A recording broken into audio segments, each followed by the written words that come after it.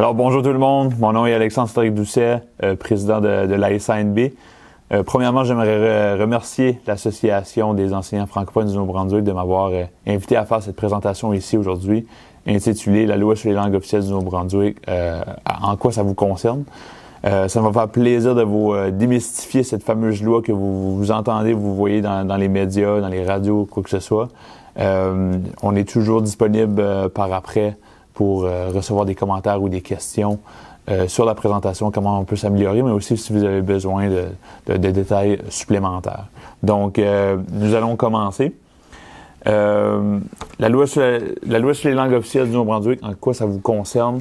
Le plan de présentation aujourd'hui, je vais commencer à faire un survol de l'historique des droits linguistiques au Nouveau-Brunswick, un statut de la loi sur les langues officielles. Vous allez m'entendre souvent parler de la loi sur les langues officielles en disant LLO. Ça fait plus court, donc ça raccourcit un peu le terme. Troisièmement, nous allons voir la raison d'être de la LLO. J'ai ressorti deux principales sections de la loi qui, je pense, qui nous concerne le plus comme citoyennes et citoyens, qui est la prestation des services et des communications, ainsi que le rôle du commissariat aux langues officielles. Je vais vous expliquer brièvement comment faire une plainte auprès de la commissaire aux langues officielles. Je dis bien la commissaire, puisque présentement c'est une femme qui occupe le poste, qui est Madame Maître Shirley McLean.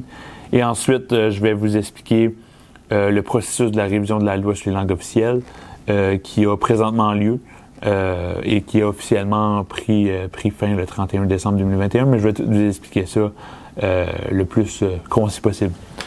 Donc, à la diapositive numéro 3, nous voyons que je vais vous expliquer un petit survol historique des droits linguistiques au Nouveau-Brunswick pour que vous ayez quand même une base assez générale du contenu. Donc, la première date que vous voyez, c'est le 12 avril 1969, qui est l'adoption de la loi sur les langues officielles au Nouveau-Brunswick par le gouvernement de M. Louis-J. Robichaud. Je veux pas aller en plus en détail parce qu'on va le voir la diapositive d'après. Le 17 juillet 1981, nous voyons une autre loi arriver et être adoptée par l'Assemblée législative du Nouveau-Brunswick, qui est la loi reconnaissant l'égalité des deux communautés linguistiques officielles au Nouveau-Brunswick. La principale différence entre la loi sur les langues officielles et la loi sur l'égalité, reconnaissant l'égalité des deux communautés linguistiques officielles, c'est que la loi sur les langues officielles parle de l'égalité entre le statut de la langue française et de la langue anglaise, tandis que l'autre loi, adoptée en 1981, parle de l'égalité des deux communautés. Donc, quand on parle des communautés, mais on peut ajouter, on le verra en détail par après, mais ça va rajouter un peu plus de détails sur comment est-ce qu'on peut travailler sur des institutions telles que les écoles, les centres communautaires, etc. La troisième date importante, c'est le 17 avril 1982. Comme vous savez, en 82, nous avons vécu un moment d'histoire assez incroyable. C'est le rapatriement de la Constitution. Et lors de ce rapatriement-là, le gouvernement de Trudeau père, Pierre Elliott, on a aussi créé l'adoption de la Charte canadienne des droits et libertés. Les articles qui nous touchent plus particulièrement sont les articles 16 et les articles 20 à 23. Donc, on ira un peu plus en détail dans certains de ces articles-là. Puis, ça va nous donner aussi une dynamique juridique, mais aussi comment est-ce que le politique rentre toujours en compte dans ces questions-là. La dernière date que j'ai ressortie, c'est le 7 juin 2002, qui est la révision ou la modernisation, devrais-je dire, de la loi sur les langues officielles au Nouveau-Brunswick. Comme vous pouvez voir, c'est que de 1969 à 2002, il n'y a eu absolument aucun changement au niveau de la loi. Et comme que je disais toujours, le politique vient toujours rentrer en compte dans le juridique, mais ça, c'est un exemple parfait que nous verrons un peu plus tard. Donc, à la diapositive numéro 4, comme j'ai dit tantôt, la loi sur les langues officielles du Nouveau-Brunswick a été adoptée par M. Louis-J. Robichaud. À ce moment-là, le gouvernement provincial de M. Robichaud a préconisé un bilinguisme à l'échelle provinciale plutôt que régionale. Le bilinguisme régional, c'est quelque chose qu'on retrouve plus souvent qu'autrement en Belgique et en Suisse. Au Nouveau-Brunswick, peu importe où vous allez dans le territoire néo-brunswickois, et que vous allez dans une institution gouvernementale, par exemple, comme Alcool Nouveau-Brunswick, bien, le bilinguisme s'applique. Donc, vous devez vous faire servir dans votre langue, de votre choix, n'importe où au Nouveau-Brunswick. Ça, c'est toujours important à garder en tête.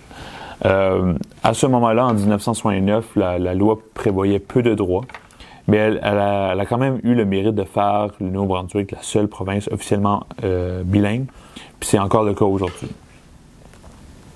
À la diapositive numéro 5, comme vous avez vu tantôt, en 1981, il y a une deuxième loi assez importante qui a été adoptée, qui est la loi reconnaissant l'égalité des deux communautés linguistiques officielles au Nouveau-Brunswick, qui a été adoptée sous le gouvernement de Richard Hadfield. J'aime toujours dire cet exemple-là parce que ça rajoute une perspective historique à cette loi-là. Je ne sais pas si les gens se rappellent de la Convention de l'orientation nationale de l'Acadie qui a eu lieu, qu'on appelle la CONA, qui a eu lieu en 1979 à Edmundston. Mais à ce moment-là, il y a eu cette convention-là où les gens se présentaient dans une salle et votaient les grandes orientations des prochaines années pour l'Acadie du Nouveau-Brunswick. Et plus particulièrement, une des propositions qui a été adoptée par une grande majorité des membres, c'est la création d'une province acadienne. Donc à ce moment-là, il y avait une personne dans la salle qui a entendu ça. Et c'est M. Jean-Maurice Simard, qui était à ce moment-là ministre sous le gouvernement Hadfield. Et comme tout bon soldat d'un gouvernement qui veut lutter et s'assurer qu'il n'y a pas une montée d'un mouvement nationaliste à l'intérieur de sa province, bien, M. Simard a travaillé avec son premier ministre Hadfield pour s'assurer que cette loi-là, qui reconnaît l'égalité des deux communautés linguistiques officielles, soit née et soit adoptée par l'Assemblée législative du Nouveau-Brunswick. Et ça s'est passé en 81. Donc, ça a pris 2 ans entre l'événement de la CONA à Edmundston et la naissance de cette loi-là à l'Assemblée législative. Donc, ça, c'est toujours une perspective historique que j'aime vous expliquer, que le nationalisme acadien a quand même fait en sorte qu'on a beaucoup plus de droits aujourd'hui, puis on a fait des gains assez majeurs au plan législatif. Donc, j'ai ressorti une citation ici du dernier livre de M. Maître Michel Bastarache, ancien juge de la Cour suprême acadien. Et ça va comme suit. Le principe à faire valoir, c'est que les deux communautés sont égales. L'anglophone n'a pas plus de droits que le francophone. Les deux sont égaux et ils peuvent avoir accès à l'éducation non seulement dans leur langue, mais dans leur propre école. Ils auront désormais leur propre centre culturel et sociaux. C'est extrêmement important. J'ai ressorti cette citation ici puisque je pense que ça explique bien les objectifs de cette loi-là. Donc, par exemple, M. Hadfield a utilisé cette loi-là pour aller chercher de l'argent au fédéral pour construire les 3 centres communautaires que nous connaissons, qui est à Miramichi, Fredericton et Saint-Jean. Donc, cette loi-là a vraiment été utilisée comme un levier politique dans les transferts de fonds fiscaux fédéral, provincial au Nouveau-Brunswick. Donc, c'est toujours intéressant à dire des exemples plus concrets.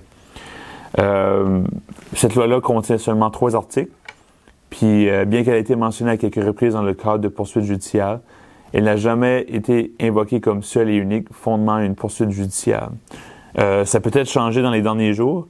Cette présentation ici, je la fais depuis maintenant près d'1 an.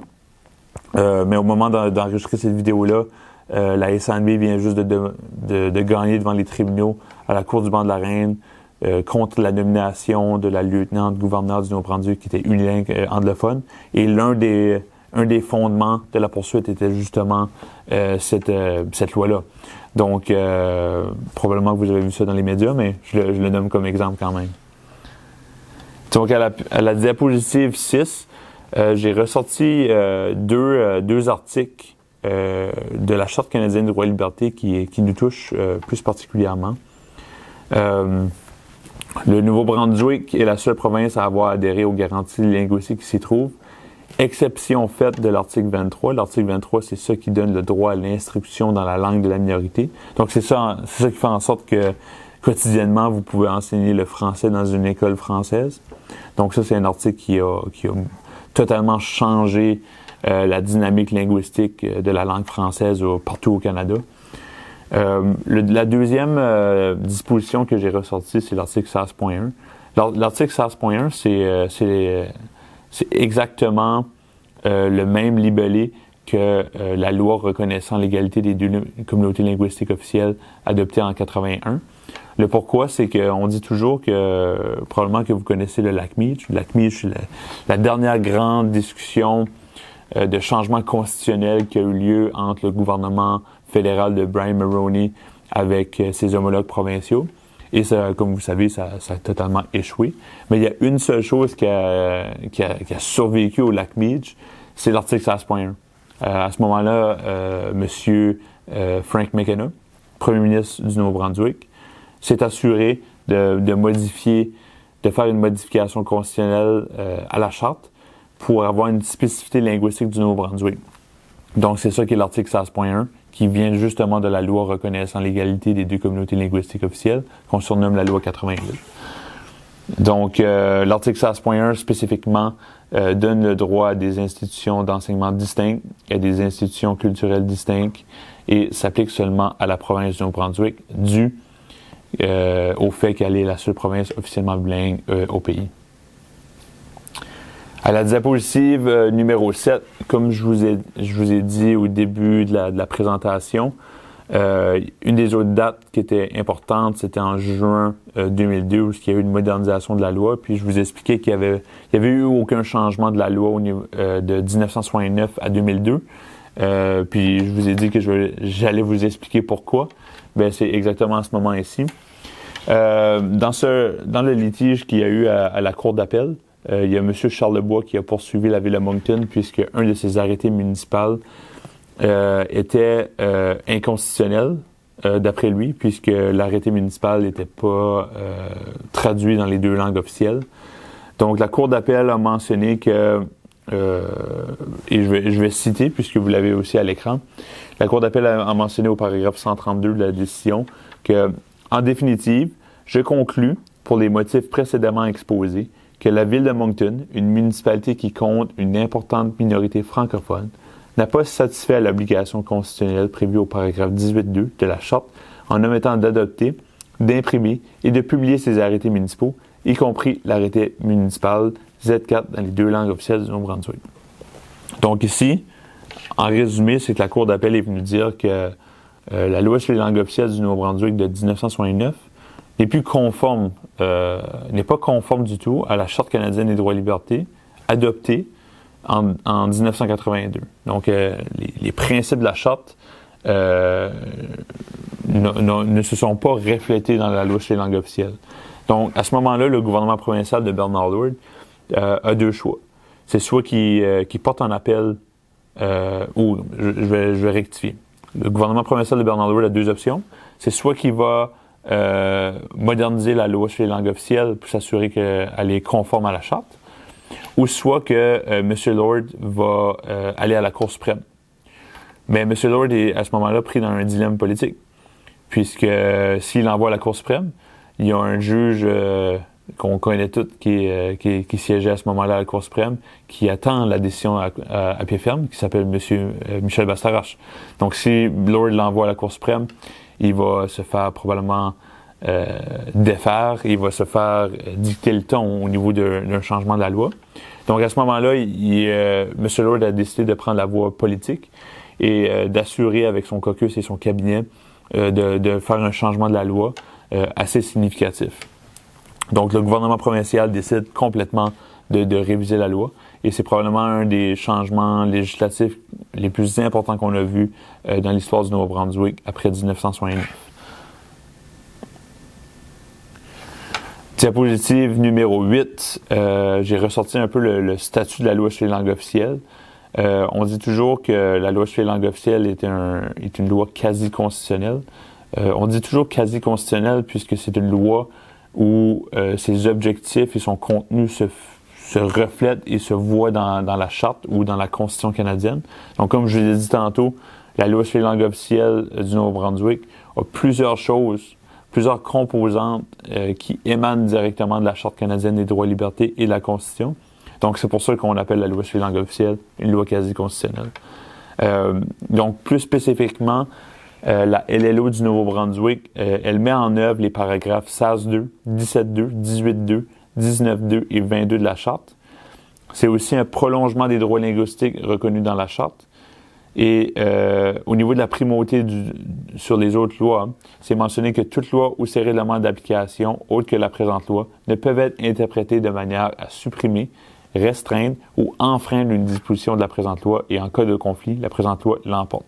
Donc, puisqu'elle a un statut d'une loi quasi-constitutionnelle, si, admettons que la loi sur les langues officielles du Nouveau-Brunswick est en porte-à-faux avec une autre loi, dû à son statut important, c'est elle qui prime. Donc, la loi sur les langues officielles du Nouveau-Brunswick, non seulement c'est elle qui va faire en sorte que le Nouveau-Brunswick, qui est une province bilingue, ben, elle a un statut encore beaucoup plus important que n'importe quelle autre loi, ou presque n'importe quelle autre loi au Nouveau-Brunswick.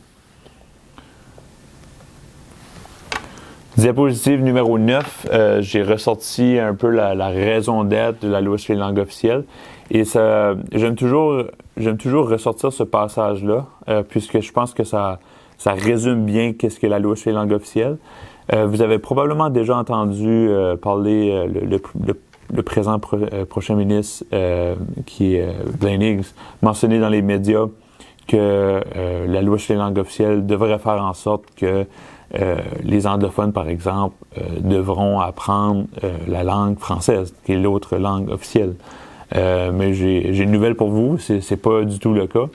Et je vais lire directement la citation de la Cour d'appel, qui je pense qui résume très bien la situation. Et ça va comme suit. Le régime de bilinguisme que la loi établit au Nouveau-Brunswick n'est pas un bilinguisme personnel, puisqu'il ne vise pas l'acquisition des deux langues officielles par les individus. Il s'agit plutôt d'un bilinguisme institutionnel qui vise l'utilisation de deux langues par la province et certaines de ses institutions dans la prestation des services publics. Sous un tel régime, l'individu a le choix d'utiliser soit l'anglais ou le français dans ses rapports avec les institutions gouvernementales. Par ailleurs, certaines activités de l'État doivent obligatoirement se dérouler dans les deux langues, par exemple le bilinguisme législatif. Donc ici, la loi sur les langues officielles du Nouveau-Brunswick, c'est pas un bilinguisme individuel ou personnel, comme M. Higgs le mentionne un peu trop souvent, mais c'est plus un bilinguisme institutionnel qui s'assure que n'importe quelle institution du gouvernement du Nouveau-Brunswick doit présenter du bilinguisme. Donc, évidemment, je vais rentrer dans les prochaines diapositives, dans les détails. Diapositive numéro 10.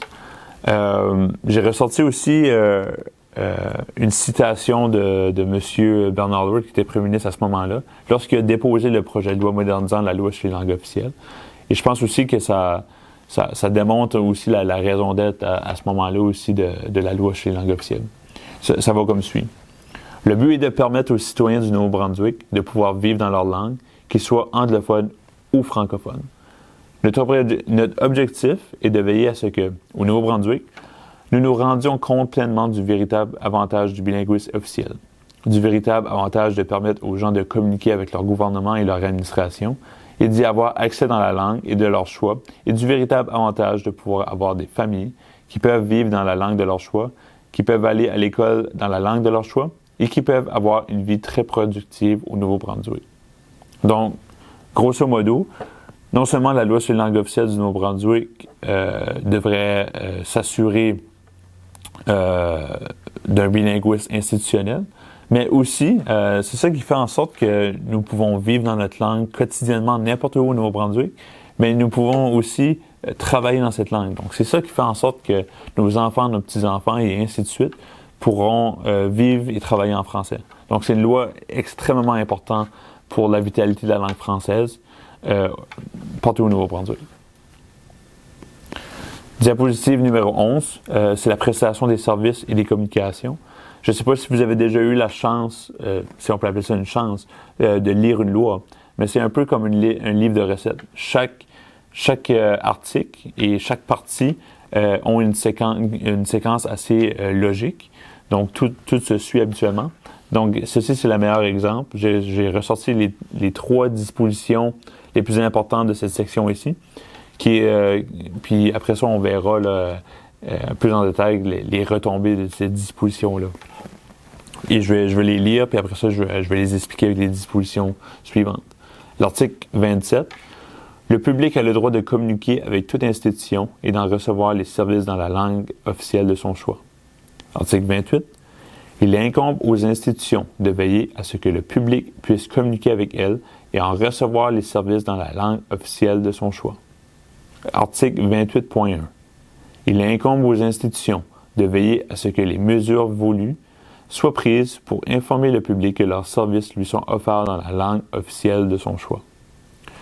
Donc, premièrement, le public a le droit de communiquer avec toute institution dans la langue officielle de son choix. Mais le fardeau de demander ce service-là n'est pas envers l'individu, mais envers l'institution.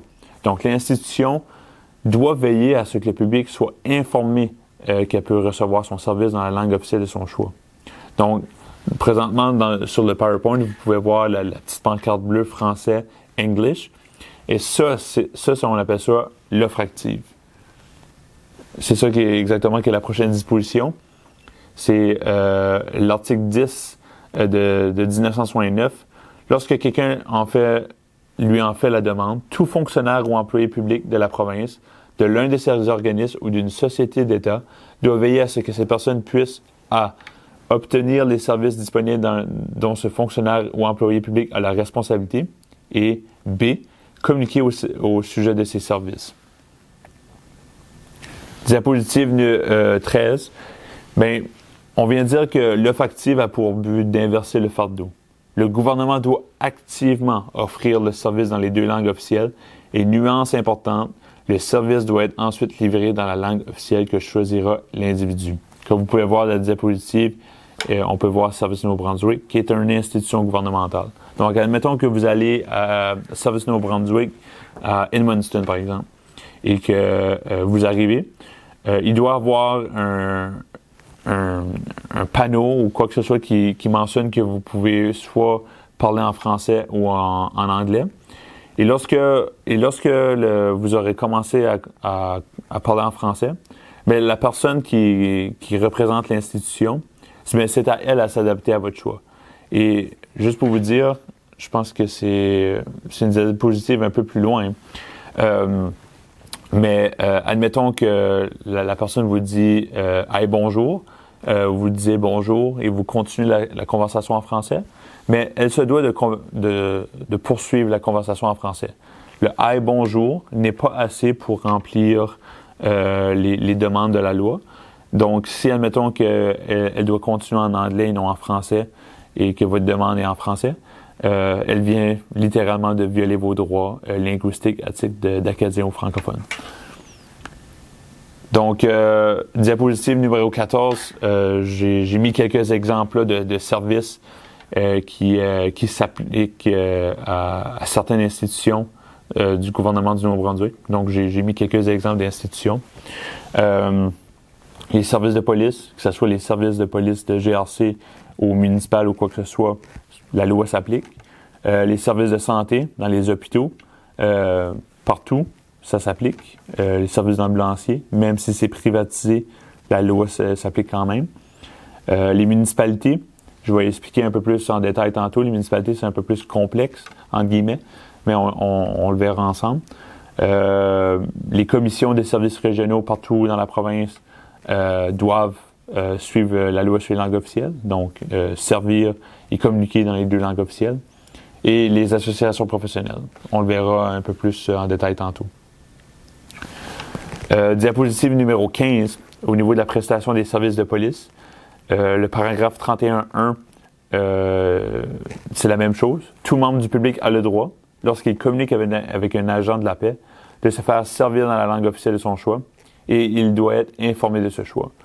Je ne sais pas si vous avez déjà eu la chance de vous faire arrêter par une personne policière, mais vous avez probablement déjà entendu ça. La personne policière va arriver à votre fenêtre et la première chose qu'elle va vous demander, c'est est-ce que vous parlez en français ou en anglais? Fait que c'est ça qui est l'offre active. La personne policière doit faire ça et ensuite s'adapter à votre choix de la langue choisie. Diapositive 16.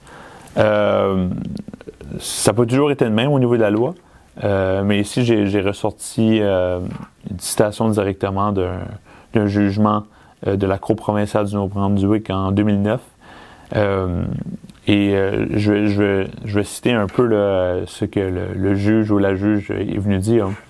Elle ou il a dit « À mon avis, la logique veut que pour rencontrer les exigences du paragraphe 31.1, comme on vient de le voir, l'agent de la PEP doit, dès le premier contact, aviser la personne avec qui il transige de son choix de se faire servir dans la langue officielle de son choix et s'enquérir de ce choix. » Donc, c'est la même chose. Si la personne policière vous demande si vous parlez en français ou en anglais, et vous choisissez le français, et après ça que la personne policière ne peut pas s'adapter à votre choix, elle vient littéralement de violer aussi vos droits linguistiques.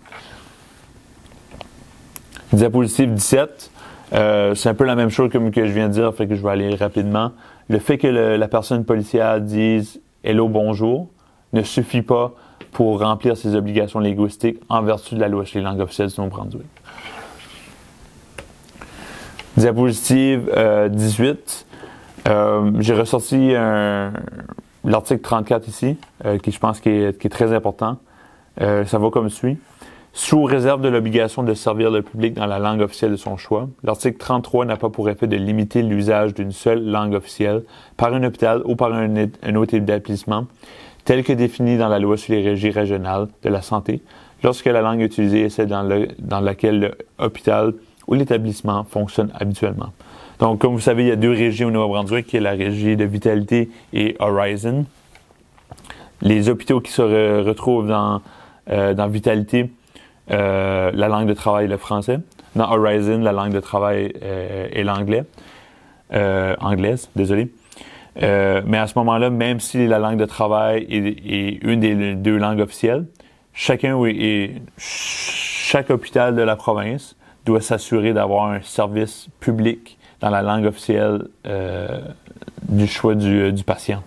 Donc ça, c'est quand même important à retenir. C'est que si vous allez à Saint-Jean, Bathurst, Hamilton ou n'importe quel établissement de santé dans la province, vous avez l'obligation de recevoir le service dans la langue officielle de votre choix. Et si ce n'est pas le cas, votre droit linguistique vient juste d'être violé. Encore une fois ici, diapositive 19, la prestation des services de santé. L'intention du législateur ici était d'instaurer un bilinguisme institutionnel, ce qui ne signifie pas que chaque infirmière, infirmier, médecin, spécialiste et professionnel de la santé doit être bilingue. Mais c'est plutôt une obligation envers l'établissement d'assurer que les services sont disponibles dans les deux langues officielles. Donc, encore une fois ici, on parle d'un bilinguisme institutionnel et non individuel. Donc, si par exemple, l'hôpital de Hamilton a une obligation linguistique en vertu de la loi sur les langues officielles, bien, chaque personne qui travaille dans cet hôpital-là n'a pas l'obligation d'être bilingue. Mais en tant que patient, si vous allez là, bien, l'établissement doit trouver un mécanisme, un moyen que vous recevez vos soins dans la langue de votre choix. Ça, c'est une obligation linguistique. Mais ça ne fait pas en sorte que tous les employés doivent parler les deux langues officielles. Diapositive 21, c'est la prestation des services municipaux.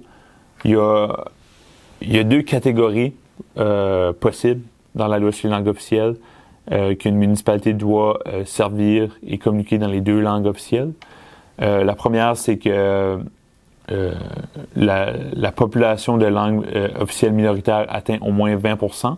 Donc, si dans la municipalité, il y a 20% de francophones ou d'anglophones, la municipalité est dans l'obligation de servir et de communiquer dans les deux langues officielles. L'autre catégorie, c'est si la municipalité est considérée une cité, comme par exemple Hamilton, Bathurst, Edmundston, Moncton, etc.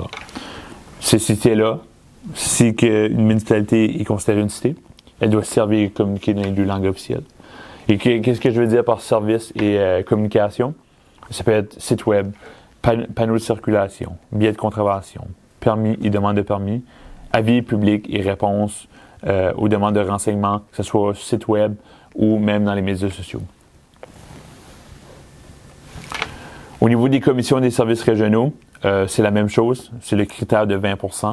Donc, si 20% de la population couverte par la commission des services régionaux est d'une langue officielle minoritaire comme le français ou l'anglais, la commission a l'obligation de communiquer, de servir les citoyennes et les citoyens dans les 2 langues officielles. Au niveau des associations professionnelles, j'en ai ressorti quelques-unes. L'Association des infirmières et des infirmiers du Nouveau-Brunswick, l'Association de massothérapie, le barreau, le Collège des médecins et chirurgiens du Nouveau-Brunswick, le Collège des psychologues du Nouveau-Brunswick.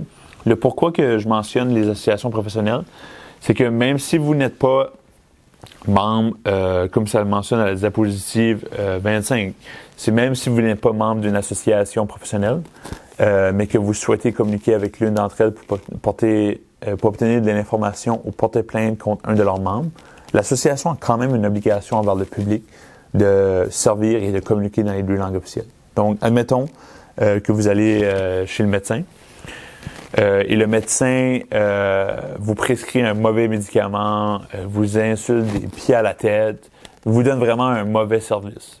À ce moment-là, vous allez vous tourner vers son collège, son association professionnelle, et vous allez porter plainte.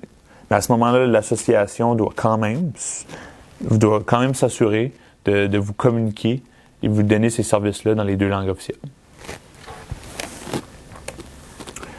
L'autre section que j'avais mentionnée qui était très importante dans la loi, c'est le poste de commissaire aux langues officielles, qui est un peu comme le chien de garde au niveau des droits linguistiques du Nouveau-Brunswick. La commissaire, présentement, est une employée et une agente indépendante de l'Assemblée législative du Nouveau-Brunswick. Donc, elle, ses patrons, ses patronnes, ben, c'est l'ensemble des députés de l'Assemblée législative. Donc, elle est totalement indépendante du gouvernement provincial. Donc, comme que je l'ai mentionné, c'est une fonctionnaire de l'Assemblée législative. Son principal rôle, comme qui est mentionné à la diapositive 26, paragraphe 43.9, c'est d'enquêter, présenter des rapports et de faire des recommandations visant le respect de la présente loi et de promouvoir l'avancement des 2 langues officielles dans la province. Donc, malheureusement, son seul pouvoir présentement, c'est d'enquêter et présenter des recommandations. Donc, effectivement, pour présenter des recommandations, elle va procéder à des enquêtes après qu'il y a eu des plaintes, ou soit de sa propre initiative, puis elle va présenter les rapports et les recommandations émanant de ces enquêtes-là. À la diapositive 27, c'est mentionné qu'il y a un mécanisme qui existe, que si, en tant que plaignant, mettons que vous faisiez une plainte, vous n'êtes pas satisfait ou satisfaite des conclusions de la commissaire dans son rapport d'enquête, bien, à ce moment-là, vous pouvez faire appel à la Cour du banc de la Reine du Nouveau-Brunswick pour régler votre problématique. À à la disposition 28, je vous ai mentionné, je vous montre brièvement comment faire une plainte auprès de la commissaire aux langues officielles. Vous pouvez vous rendre au www.langueofficielle.nb.ca. À ce moment-là, sur le site web, je pense que vous allez juste descendre genre 1-2 pouces et vous pourrez voir l'onglet déposer une plainte. Et là, à ce moment-là, lorsque vous serez rendu à cet endroit-là là, sur le site web, la commissaire aux langues officielles vous donne plusieurs façons de porter plainte. Vous pouvez soit le faire par téléphone, par fax, par courriel. Mais moi, le moyen que je vous recommande principalement, c'est le formulaire électronique, qui est d'après moi très, très clair. Vous allez choisir le nom de l'institution qui a brimé ou violé votre droit. Et à ce moment-là, vous allez mettre les détails de l'incident, l'heure, l'endroit. Et ça, c'est très important puisque lorsque mettons que vous allez à... Je vais vous donner un exemple très clair. Mettons que vous allez au service du Nouveau-Brunswick de Bathurst et vous n'êtes pas capable d'avoir un service en français. Mais c'est important que vous notez l'heure et l'endroit parce que quand la commissaire va faire l'enquête, elle va appeler au service du Nouveau-Brunswick de Bathurst, elle va parler avec la gérante ou le gérant de l'établissement. Et là, cette personne-là pourra faire un retraçage pour voir si effectivement l'employé qui était là pouvait parler le français et l'anglais. Donc ça, c'est très important. Et ne vous inquiétez pas, lorsque vous allez remplir le formulaire, la commissaire vous donne l'opportunité de faire la plainte de manière privée, donc que c'est pas connu publiquement, parce que chaque enquête, rapport d'enquête de la commissaire est dévoilé publiquement, elle n'a pas le choix, mais elle peut quand même s'assurer que la personne qui est plaignante, son nom ne soit pas divulgué et ses détails non plus. Donc, comme je vous avais dit aussi, c'est la dernière diapositive. On parle ici du processus de révision de la loi sur les langues officielles du Nouveau-Brunswick. Le gouvernement de Bernard Lord, lorsqu'il a modernisé la loi en 2002, s'est assuré qu'il y a un mécanisme dans la loi que le gouvernement provincial doit s'assurer que la loi sur les langues officielles fasse objet d'une révision à chaque 10 ans. Donc, 2002, 2012, 2022, donc on est en plein dedans. La révision qui a en cours en ce moment, c'est la deuxième révision depuis qu'il y a eu l'installation de ce mécanisme-là en 2002. S'il y a bien quelque chose qui est clair, qui est au troisième petit point, c'est que la révision doit être terminée au plus tard le 31 décembre 2021. Le gouvernement provincial a respecté légalement ses obligations. Ils ont fini, les commissaires John McLaughlin et Yvette Finn ont terminé le processus de révision le 15 décembre 2021. Mais processus de révision ne veut pas dire modification de la loi. Donc, le gouvernement provincial a rempli ses obligations linguistiques en vertu de la loi. Cependant, le dernier petit point, ça c'est quelque chose qui est très important à retenir. Il se pourrait que la loi sur les langues officielles ne soit pas modifiée à la suite de la révision. Là, présentement, on est au mois d'avril. M. Higgs a dit qu'il va annoncer ses intentions en juin, si qu'il va suivre les recommandations de Mme Finn. Donc ça, c'est à suivre. Mais admettons que M. Higgs annonce qu'il tasse complètement de côté le rapport de Mme Finn et de M. McLaughlin.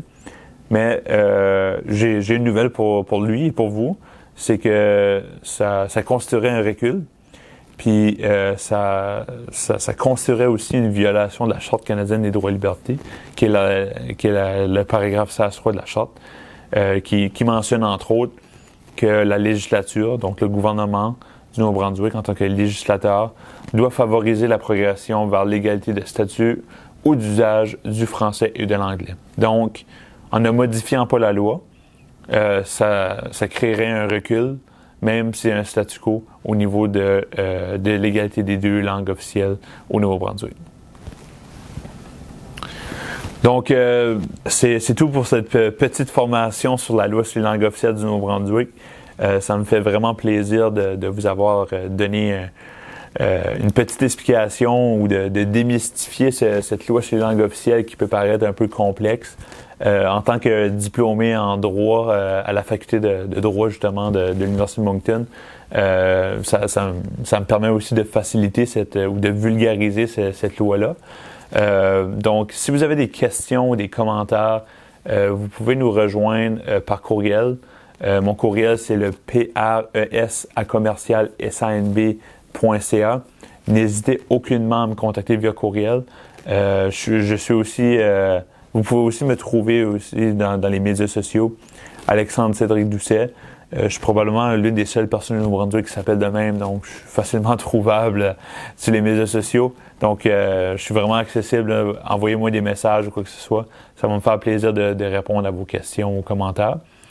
Si aussi vous avez malheureusement la malchance qu'une institution viole vos droits, n'hésitez pas à rentrer en contact avec nous autres. On peut vous aider dans ce processus-là de déposer une plainte au commissariat aux langues officielles. Donc, ça m'a fait plaisir. Puis, je vous souhaite une belle journée. Puis, je remercie encore l'Association des enseignants, l'Association des enseignants francophones du Nouveau-Brunswick de m'avoir invité à faire cette présentation-là. Merci.